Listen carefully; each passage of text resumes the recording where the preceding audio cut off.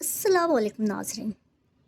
अल्लाह रब्बुल इज़्ज़त ने अपने लाफ़ानी कलाम यानी कुरान मजीद में 114 सूरतें नाज़िल फ़रमाई हैं। हर सूरत नूर का एक अलग ख़जाना है, मगर इन तमाम सूरतों में सूरह यासीन को वो रुतबा हासिल है जिसकी गवाही ख़ुद इमामुल अंबिया हज़रत मोहम्मद मुस्तफ़ा सल्लल्लाहु अलैहि वसल्लम ने अपनी ज़बान मुबारक से अता फ़रमाई है। आका सल्लल्लाहु अलैहि वसल्लम ने इरशाद फरमाया, बेशक हर चीज़ का एक दिल होता है और कुरान का दिल सूरह यासीन है।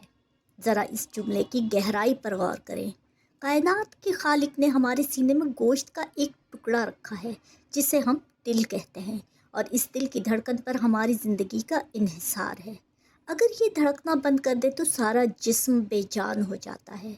बिल्कुल इसी तरह कुरान मजीद जो अल्लाह की सिफ़त है, अल्लाह का कलाम है, इसकी पूरी हयात और तासीर इस एक सूरत के गिर्द घूमती है। सूफिया कराम फरमाते हैं कि सूरह यासीन में तौहीद का जलाल है, रिसालत का कमाल है और क़यामत का ऐसा हाल बयान किया गया है जो एक मुर्दा दिल में भी जान डालने के लिए काफ़ी है। हुज़ूर सल्लल्लाहु अलैहि वसल्लम ने ये भी इरशाद फरमाया कि मेरी ये तमन्ना है कि ये सूरत मेरे हर उम्मती के दिल में महफूज हो जाए। सुबहान अल्लाह। कायनात के दूल्हा ये चाह रहे हैं कि उनका उम्मती रूहानी तौर पर बीमार ना रहे, बल्कि इसके सीने में नूर का वो रिसीवर लग जाए जिसके ज़रिए वो अर्श की सरगोशियाँ सुन लें। मेरे मोहतरम अज़ीज़ान, आज हम जिस दुनिया में जी रहे हैं, यहाँ हर दूसरा शख्स परेशान नज़र आता है। किसी का कारोबार नहीं चल रहा, कोई कर्ज़ों के बोझ तले दबा हुआ है, किसी को औलाद की फ़िक्र सता रही है, किसी को दुश्मनों का डर है। हम इन मसाइल का हल ढूंढने के लिए दुनिया के असबाब की तरफ तो भागते हैं, लोगों की तरफ तो भागते हैं, मगर उस दरबार से मुंह मोड़ लेते हैं जहाँ एक पुकार पर तकदीरें बदल जाती हैं। आका सल्लल्लाहु अलैहि वसल्लम ने इरशाद फरमाया, जो शख्स फजर की नमाज के बाद सूरह यासीन की तिलावत करे, उसके उस दिन की तमाम हाजतें पूरी कर दी जाएंगी। कायनात का सच्चा नबी फरमा रहा है, तुम्हारे दिन भर के तमाम मामलात की ज़िम्मेदारी अब रब ने ले ली है, बशर्त ये कि तुम दिन का आगाज़ सूरह यासीन से करो। बुजुर्गान दीन का मुशाहिदा रहा है कि जिस घर में रोज़ाना फजर के वक्त सूरह यासीन पढ़ी जाए, वहाँ रिज़्क मट्टी से भी निकलता है, आसमान से नेमतें बरसती हैं और तंदुरुस्ती खुशहाली में बदल जाती है।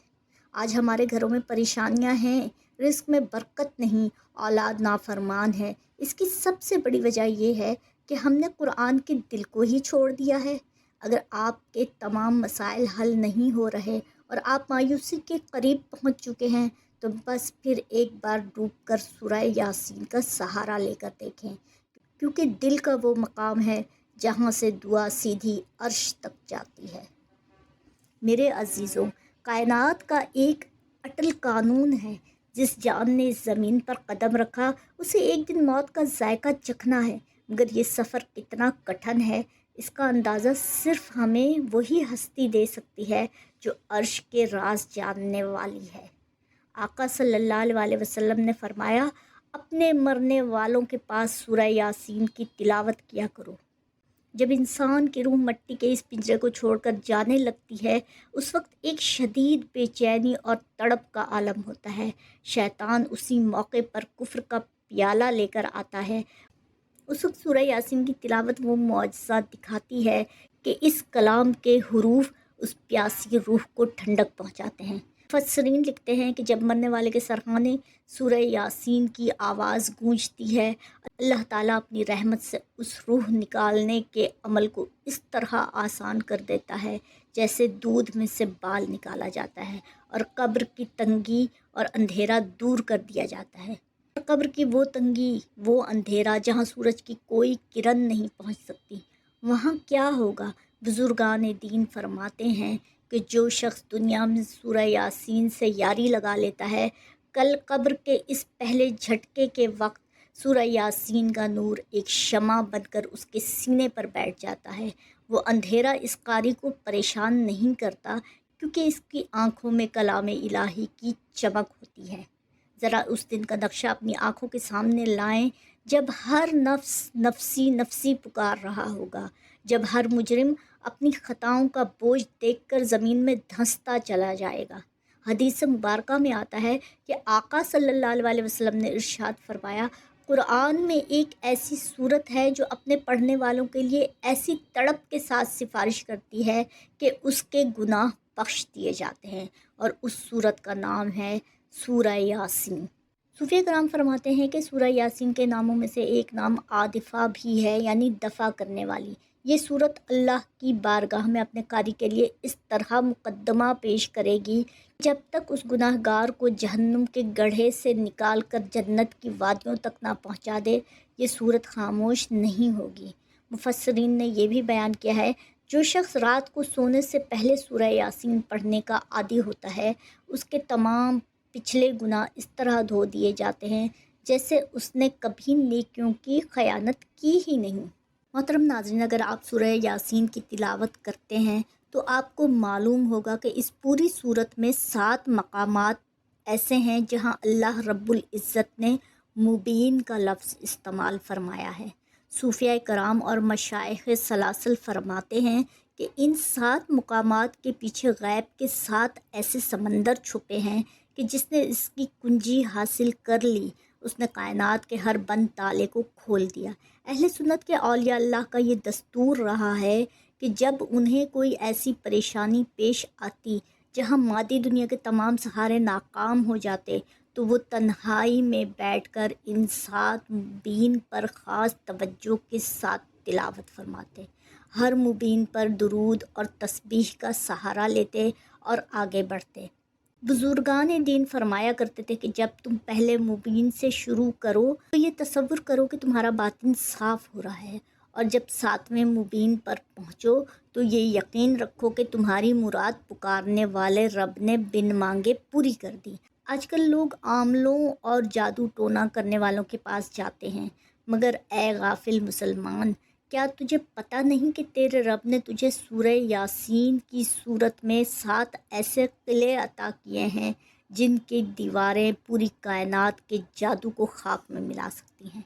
یاد رکھیے، سورہ یاسین کا بار بار پڑھنا صرف ثواب حاصل کرنے کا ذریعہ نہیں، صوفیہ کرام کے نزدیک یہ ایک نورانی دوا ہے جو بندے کو اللہ کا ولی بنا دیتی ہے۔ جب بندہ سورہ یاسین کی تلاوت کرتے ہوئے ان آیات پر پہنچتا ہے جہاں رب کی تخلیق کا ذکر ہے تو اس کے دل کی دھڑکنیں خود بخود سبحان اللہ پکار اٹھتی ہیں، اور یہی وہ مقام ہے جہاں مادی دنیا کی تمام فکریں اور پریشانیاں ختم ہو جاتی ہیں۔ سورہ یاسین پڑھتے ہوئے یہ تصور کریں کہ آپ مدینہ منورہ کے اس دربار میں حاضر ہیں جہاں یہ نور نازل ہوا، اور صاحب قرآن حضرت محمد مصطفیٰ صلی اللہ علیہ وسلم خود آپ کا درود و سلام سن رہے ہیں۔ یہی وہ سچا تعلق ہے جو بندگی کی انتہا ہے۔ جب بندہ اس کیفیت میں پہنچتا ہے نا تو پھر اس کی زندگی کا کوئی بھی غم باقی نہیں رہتا، کیونکہ اسے یقین ہو جاتا ہے میرا اللہ مجھ سے راضی ہے اور بحق راضی ہے، اور اس سے بڑی کامیابی کائنات میں کوئی ہو ہی نہیں سکتی۔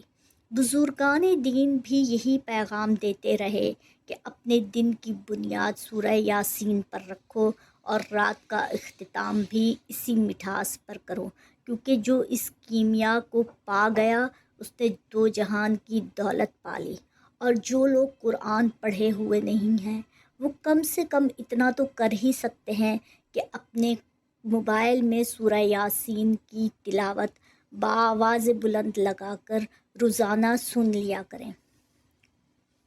آئیے انتہائی عاجزی کے ساتھ دعا کرتے ہیں، یا اللہ، یا حی یا قیوم، یا ذوالجلال والاکرام، اے تمام جہانوں کے اکیلے بادشاہ، اے ٹوٹے ہوئے دلوں کے واحد سہارے، ہم تیرے گنہگار بندے تیرے اس مبارک کلام کے دل یعنی سورہ یاسین کا وسیلہ لے کر تیری بارگاہ میں حاضر ہیں۔